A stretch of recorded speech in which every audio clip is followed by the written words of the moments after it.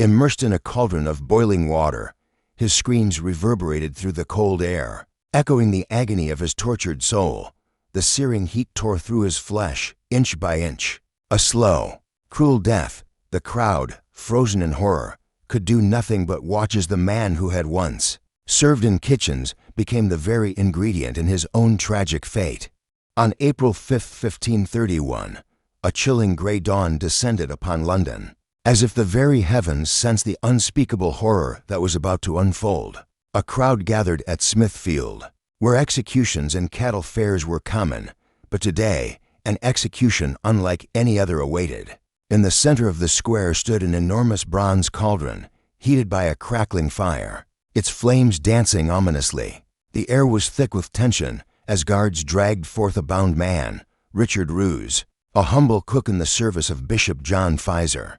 His face was pale, drawn with terror as he faced the fiery death awaiting him. Soon he would feel every inch of his flesh dissolve in the scalding waters, his body consumed by the searing heat. What had led a simple cook to such a fate?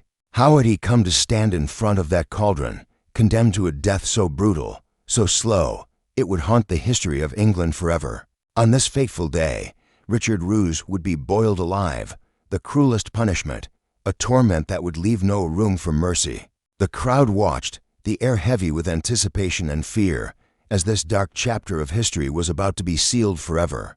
On a cold February day in 1531, England stood at the precipice of monumental change. The kingdom was divided by the tempestuous will of King Henry VIII, whose obsession to annul his marriage to Catherine of Aragon and Marianne Boleyn had torn the nation apart. On one side, ambitious courtiers supported the king's decree. On the other, devout clerics clung to the sacred, unbreakable nature of marriage, among whom was John Pfizer, the Bishop of Rochester, who staunchly opposed the royal divorce. Pfizer's defiance earned him the bitter hatred of not only the king, but also the Boleyn family, whose ambitions could not afford such a hindrance. Pfizer, ever cautious, became a man of constant paranoia. His nights were spent in different chambers, and every meal was carefully guarded, fearing a deadly attempt on his life. This fear was not unfounded. His life was under threat, whether from the king's enemies or those who sought to hasten his downfall. Have you subscribed to my channel yet? Please hit that subscribe button for me. In return, I'll keep bringing you even better videos about the world's most brutal and unjust torture cases. Don't forget to leave a comment down below if you have any ideas or suggestions. At the bishop's residence in Lambeth, just south of London, lived Richard Ruse, the bishop's cook. An unremarkable man in his middle years, Ruse was a discreet servant, one among many who worked diligently to maintain the grand household.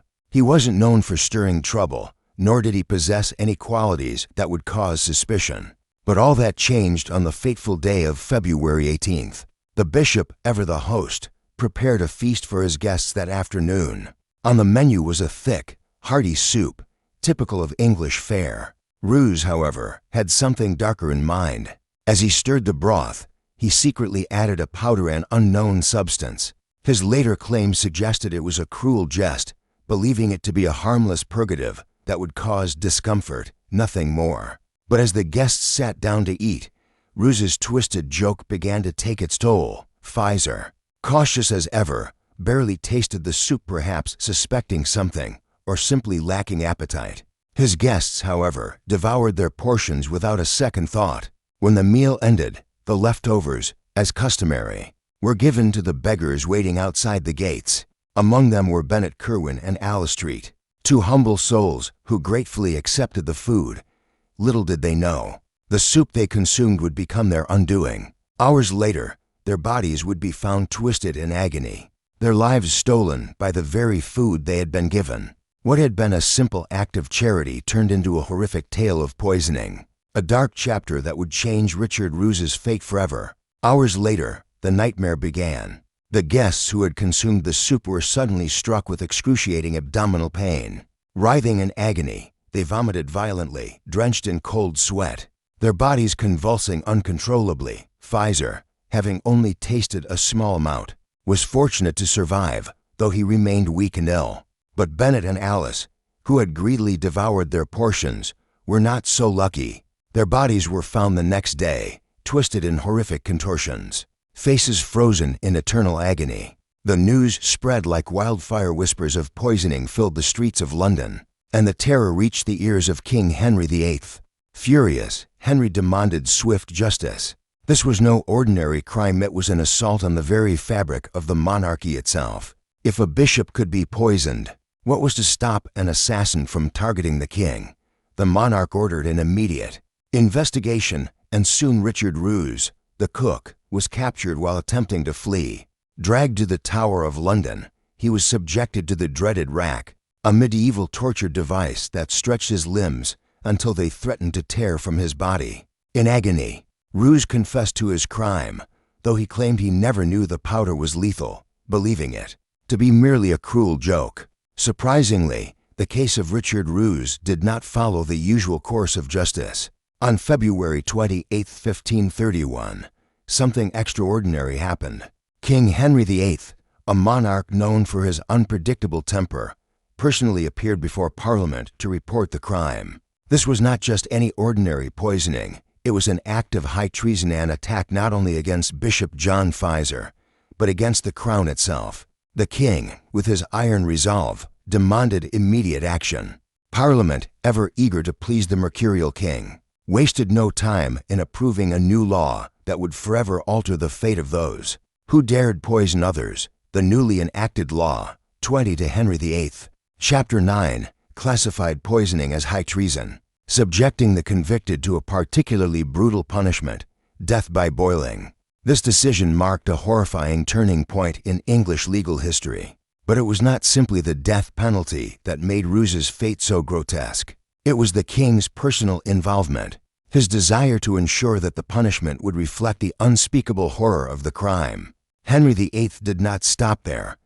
He retroactively applied this law to Ruse, determined to make an example of the cook in a way that would echo through history.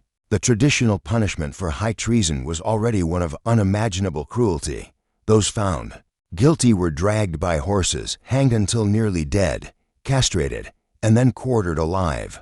But the king, his fear of poisoning deepening into a full-fledged phobia, sought something more. He wanted the criminal to experience the agony of death slowly. He wanted to witness the body being cooked alive, the skin dissolving in a searing cauldron of water. Why such unrelenting cruelty? Why did the king personally involve himself in a case that, although serious, only involved a simple cook and a bishop who was not even his ally? The reasons behind Henry's actions were never fully understood. Some historians argue that he saw poisoning as the most cowardly form of assassination, unworthy of even his enemies. He believed that poisoning was too insidious, too underhanded, to be dealt with in the same way as other forms of treason.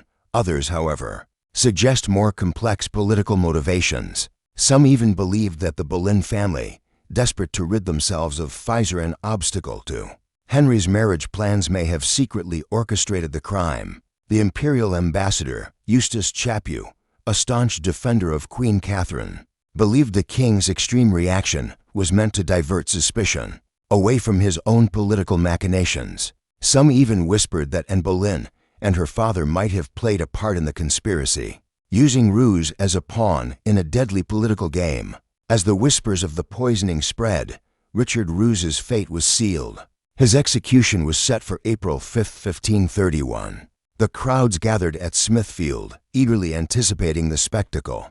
People pushed to get a better view, not of a common execution, but of something far more horrifying, a gruesome punishment that would shake the kingdom to its core. Street vendors sold food and drink, as if they were at a festival, unaware of the atrocity about to unfold.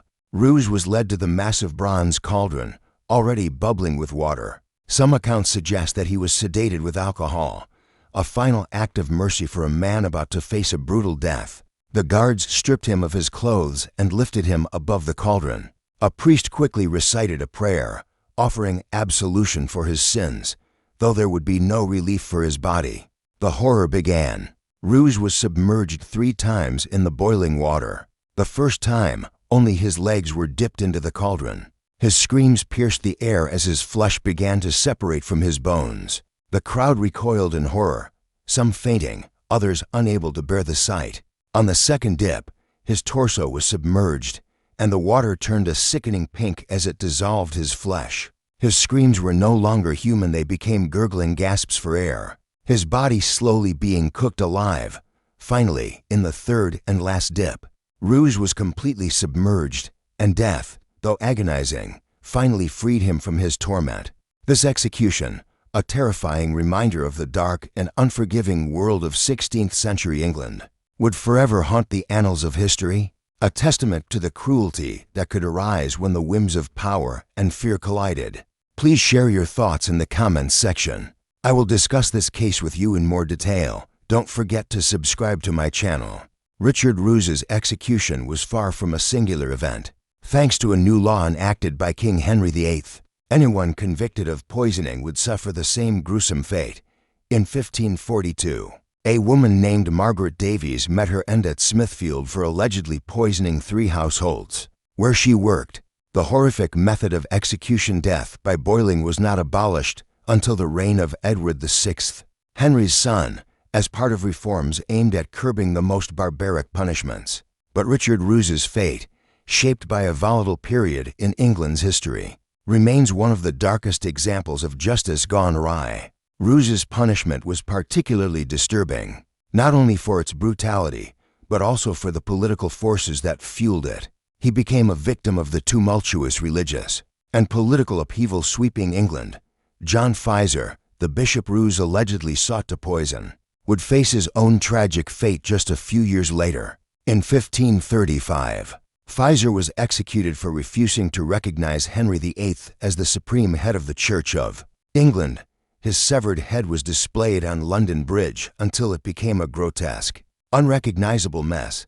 Another victim of the same brutal reign was Thomas More, whose head replaced Pfizer's on the bridge. Meanwhile, Anne Boleyn, whose rise to power was indirectly linked to Ruse's case, met a similarly tragic end in 1536, executed on fabricated charges of adultery, incest, and treason. She became yet another pawn in Henry's quest for control. Henry VIII's reign was marked by paranoia and a thirst for control. Over the next 16 years, he would marry for more women, break from the Roman Catholic Church, and transform England into a Protestant nation. But his reign, defined by brutality and cruelty, left a trail of blood, forever staining the history of the country. The site where Richard Ruse met his grisly fate is now a busy commercial center in London, with no memorial to the horrors that once took place there. Few people passing through Smithfield today know that beneath their feet lies the spot where a man was boiled alive in a cauldron. The terror of that moment buried under the weight of time. The echoes of history still haunt the cobblestones, and if one listens closely, perhaps they can hear the faintest whispers of Ruse's tortured screams. Ruse's case forces us to confront the dark, uncomfortable reality of the past, a time when justice and cruelty were intertwined. The powerful were free to rewrite laws to serve their whims, and human lives were expendable if they no longer served a political purpose. Today, we can never truly know whether Ruse was guilty of the crime he was accused of, or whether he was merely a scapegoat for a larger conspiracy. But what remains clear is the shocking overreach of justice in this brutal era. Ruse's execution wasn't just the elimination of a criminal, it was a symbolic act of retribution, a terrifying form of poetic justice. Execution by boiling, a death that mirrored the very process of cooking, was not only an end but a cruel irony. A man whose life was spent preparing food in cauldrons met his death in one. 5 centuries have passed since that day in Smithfield, and the world has transformed in ways that Henry VIII and his court could never have imagined. Modern justice, though imperfect, seeks rehabilitation rather than vengeance.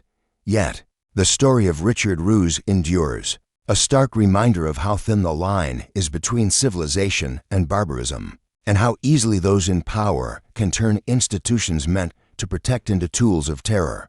The story of Richard Ruse serves as a chilling reminder of how power can be corrupted and justice manipulated. In an era where cruelty was the law, a man's life was sacrificed to satisfy the whims of those in power. Today, as we stand in a world striving for fairness, we must remember that true justice is built on empathy, equality, and the protection of human dignity. The horrors of the past should inspire us to ensure that no one is ever subjected to such suffering again, and that our systems of justice are always guided by compassion, not vengeance.